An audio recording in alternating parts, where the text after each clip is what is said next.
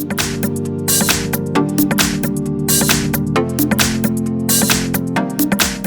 I have Seatel L4 and let me show you how to enter here the safe mode on the following device.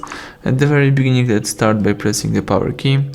Now let's choose here reboot, so let me tap reboot, tap OK, and wait a few seconds. Let's be prepared to start holding volume down as soon as the following logo pops up again on the screen. So let's be prepared. Wait a few seconds. Now let's start holding volume down. Keep holding volume down until the safe mode pops up.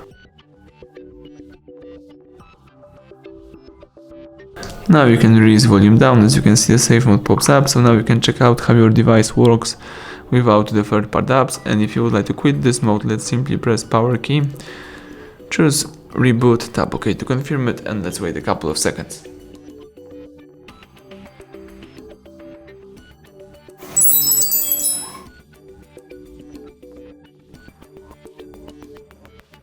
Alright, now you can unlock the screen and start using your device in a normal way. So thank you for watching, please subscribe our channel, leave a thumbs up under the video.